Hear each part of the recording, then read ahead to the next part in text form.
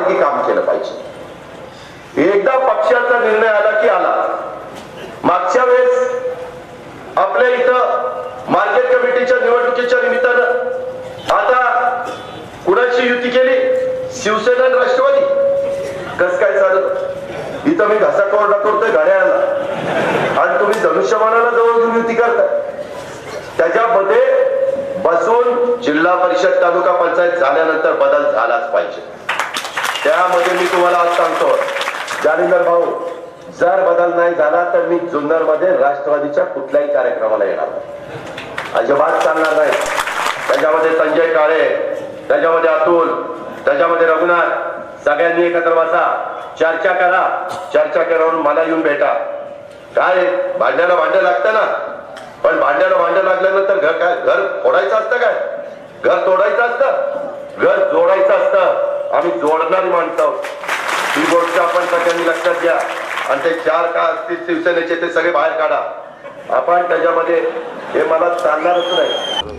कृषी उत्पन्न बाजार समितीचा अविश्वास ठराव 12-3 अशा पद्धतीने या ठिकाणी मंजूर झालेला आहे आणि हा ठरावाचे खरे तर कर्तेदत्ते जे आहेत ते माजी सभापती संजयराव काळे माझ्याबरोबर आहेत। पाहूयात या ठिकाणी त्यांनी ही सगळी भूमिका का मांडलेली आहे, आपल्याच पक्षाच्या नेत्याविरुद्ध किंवा आपल्याच पक्षाच्या पदाधिकाऱ्यांविरुद्ध हा सगळा ठराव मंजूर करायला काय परिस्थिती घडली आपण जाणून घेणार आहोत। तर काय सांगा? नाही, त्यांनी रघुनाथ लेंडेंनी माझ्या कोणत्याही संचालकाला 19 पैकी विश्वासात घेतलं नाही, मनमानी कारभार केला। मार्केट कमिटीच्या जुन्नर तालुक्यातील शेतकऱ्यांच्या हिताविरुद्ध निर्णय घेतले, बेकायदेशीर निर्णय घेतले आणि त्यामुळे मार्केट कमिटीची फार मोठी बदनामी तालुक्यामध्ये झाली। माझ्या शेतकऱ्यांवर फार मोठा अन्याय व्हायला लागला, व्यापारावर अन्याय व्हायला लागला आणि त्या तक्रारी त्यांनी सगळ्या आढराव दादा, आमच्या आशाताई बुचके, माऊली खंडाकडे, शिवसेने नेत्यांकडे घातल्या, अजितदादा पवार साहेबांकडे घातल्या आणि त्याची शेवटी परिणती अशी झाली की संचालकांनी कोणता निर्णय घेतला की कोणत्याही परिस्थितीत रघुनाथ लेंडे हा हे झाला पाहिजे, आमची बदनामी थांबली पाहिजे आणि शेतकऱ्यांचं हित जोपासलं गेलं पाहिजे, मार्केट कमिटीचं हित जोपासलं गेलं पाहिजे। त्यातून हा ठराव उद्यास आला आणि पास झाला, सगळ्यांनी पाठिंबा दिला। मार्केट कमिटीच्या निवडणुकीच्या निमित्तानं आता कुणाची युती केली? शिवसेना आणि राष्ट्रवादी। कस काय झालं? इथं मी घसा कोरडा करतोय घड्याळाला आणि तुम्ही धनुष्यबाणाला जवळ घेऊन युती करताय। त्याच्यामध्ये बसून जिल्हा परिषद तालुका पंचायत झाल्यानंतर बदल झालाच पाहिजे। त्यामध्ये मी तुम्हाला आज सांगतो जालिंदर भाऊ, जर बदल नाही झाला तर मी जुन्नर मध्ये राष्ट्रवादीच्या कुठल्याही कार्यक्रमाला येणार नाही, अजिबात चालणार नाही। त्याच्यामध्ये संजय काळे, त्याच्यामध्ये अतुल, त्याच्यामध्ये रघुनाथ, सगळ्यांनी एकत्र बसा, चर्चा करा।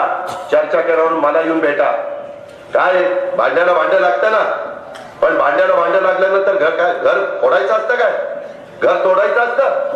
घर जोडायचं असतं। आम्ही जोडणारी माणसं आहोत। या अगोदर आपले नेते माजी उपमुख्यमंत्री अजितदादा पवार यांनी या ठिकाणी सजेड सांगितलं होतं, ओतूच्या सोहळ्यात सांगितलं होतं की आपण सगळ्यांनी एकत्र येऊन काम करा, अशा पद्धतीने भूमिका घेतली असताना देखील ही भूमिका घेतली गेली नाही। काय सांगाल, नेत्यांनाही या ठिकाणी विचार घेतला जात नाही का? ते अजितदादा पवार माझे नेते आहेत, महाराष्ट्राचे उपमुख्यमंत्री आहेत, त्यांनी काय निर्णय घेतला आणि त्याचा पाळला की नाही ते समोरच्याला विचारा। मी त्याचं उत्तर देऊ शकत नाही त्यांनी का त्याचं केलं नाही, परंतु हे आजही मी सांगेल की आदरणीय अजितदादा पवार साहेबांची भूमिका अशी होती की सहकारामध्ये राजकारण नको आणि सहकारी शिवसेना असेल, राष्ट्रवादी सगळ्यांना बरोबर घेऊन मार्केट कमिटीचं कामकाज चालवं, सगळ्या सहकारी संस्थांचं चालवावं, ही त्यांची भूमिका होती। त्यांनी समोरचे कोण ज्या त्यांनी कोणाला आदेश दिले आणि त्यांनी त्याचं पालन करायचं की नाही, हा माझं त्याचं उत्तर मी नाही देऊ शकत। त्या सभेमध्ये सांगितलं होतं तुम्ही असो किंवा त्या ठिकाणी अतुल शेठ असो किंवा या ठिकाणी रघुनाथ शेठ असो, कोणी असो, या ठिकाणी सगळ्यांनी एकत्रित पक्षासाठी एकत्रित काम करा, बाजार समिती चांगलं काम करा, अशा प्रकारचा आदेश त्यांनी त्या ठिकाणी दिला होता। संबंधितांनी तो आदेश पाळला नाहीये, आपण या ठिकाणी त्यांचा आदेश पाळून योग्य मार्गक्रमण करत आहात का? असं आहे, मला त्याबद्दल कॉमेंट करायची नाही। हे सहकाराचं आहे, इथे राजकारण नसतं, ही माझी ठाम भूमिका आहे, पूर्वी होती आजही आहे। इथे पक्ष वगैरे काहीही नाही मार्केट कमिटीच्या कारभारात सहकारामध्ये, हे मी सांगतो। ठीक आहे, याच्यामध्ये पक्ष वगैरे काही नाही, परंतु मगाशी या ठिकाणी सांगत आलं की काही घोडेबाजार झाले, काही पैशाची देवाणघेवाण झाली, अशा प्रकारचा आरोप केला। संबंधित असणारे पदाधिकारी हे आता कर्जामध्ये झाले आहेत आणि कर्ज या ठिकाणी त्यांच्या झाले, अशा प्रकारचे दादांत वेगवेगळ्या प्रकारचे आरोप केले, याबद्दल काय सांगाल आपली भूमिका? हे असं आहे, हे माझे सहकारी संचालक इतके मोठमोठे नेते आहेत की आणि ते सक्षम आहेत, हे असं नैराश्यातून आणि वैफल्यातून ही भावना झालेली आहे। हे असे आरोप केले जातात, जेव्हा विधानसभेला सुद्धा होतात, मुख्यमंत्री पदाला इतर ठिकाणी होतात, एवढं सोपं नाही, एवढा मी मोठा नाही त्यांना विकत घ्यायला किंवा छोटं, कारण ते पण एवढे अगदी लाचार नाही आहेत। जेव्हा सभापतीला रघुनाथ लेंडे सभापती केलं किंवा दिलीप भाऊ आमच्या डुंबरेनं उपसभापती केलं, तेव्हा त्यांनी किती पैसे दिले ते विचारा त्यांना। हे ते माजी सभापती संजय काळे की ज्यांनी हा विषय ठराव दाखल केला होता। माझ्यावर आशाताई बुचके या ठिकाणी एक महत्त्वाचा मुद्दा असा आला होता की महिलांबद्दल अत्यंत अर्वाच्य शब्दामध्ये आत्ताच्या सध्याच्या सभापतींनी काही वक्तव्य केलं होतं, ताई काय सांगाल? अशा प्रकारची एक बाब कानावरती आली होती, काय सांगाल? असं होतं की ज्या वेळेला आम्हाला ही बातमी आमच्यापर्यंत आली की संचालकांबद्दल असं अवाच्य भाषेत बोललं जात आहे आम्ही त्याचा जाब देखील विचारण्याचा प्रयत्न केला. आमचे आनंद भाऊ त्या ठिकाणी सदस्य आहेत, त्यांनी देखील सभागृहात या विषयावर गोंधळ घातला की अशा पद्धतीची भाषा खपवून घेतली जाणार नाही. आणि तुम्हाला सर्वांना नातेवेगळं सांगायची गरज नाही, त्यांनी पर्टिक्युलर बोराडे ताईंकडे हे वाक्य केलेलं आहे आणि ही भाष्य केलंच नाही याच्यापर्यंत ठाम राहिले. मी असं बोललोच नाही, मी उघड करेन असं बोललो, उघडे करेन कपडे काढेल हे वक्तव्य केलंच नाही. ज्याने जर गुन्हा मान्यच केला नाही, जर त्याने असं मान्य केलं असतं की हो मी बोललो काय करायचं ते करा, तर शिवसेना माहिती आहे तुम्हाला, शिवसेना जेव्हा आपली ताकद दाखवते, शिवसेना शैलीमध्ये ताकद दाखवते, त्यावेळेला असे भल्याभल्यांचे आपण वारे काढून घेतो. त्यामुळे या ठिकाणी अशा पद्धतीचं वक्तव्य केलंच नाही याच्यावर ठाण असल्यामुळे गणेश संचतीला हा जाब विचारला गेला होता. त्यांनी ह्या गोष्टीचा नकार दिला, कारण महिलांची अस्मिता आणि त्याला कोणी धक्का लावेल तर तुम्ही मागे देखील पाहिले तहसीलदार मॅडमच्या याच्यामध्ये की आपण महिलांच्या विरोधात कुठलीही प्रकारची कुठलीही अवाच्य भाषा खपवून घेत नाही आणि घेणारही नाही, काही करावं लागलं तरी. या ठिकाणी आज आपण जो पाठिंबा दिला, या पाठिंब्याचं मूळ कारण काय? कोणता भ्रष्टाचार की अशा प्रकारचं वक्तव्य? भ्रष्टाचार हा होऊ शकत नाही. आम्ही याच्यामध्ये असं म्हणू की आम्ही त्यांना दोघांनाही सांगितलं होतं की ज्याची शक्ती असेल, कारण आमचे चार तुम्ही गणितात धरायचे नाही, त्याच्याला बेलजेला धरायचे नाहीत. आम्ही पाहू की तुमच्यातलं कोण सक्षम आहे आणि कोणाकडे म्हणजे सदस्यांची संख्या बळ आहे, त्यामुळे तुम्ही तुमचे दाखवलं तिथे आमचे चार येतील. तो पण पक्षादेश देखील असाच होता की बलाबल जिथे आहे तिथेच आपण सामावलं जाऊ आणि तिथेच आपली संख्येचं समीकरण होईल.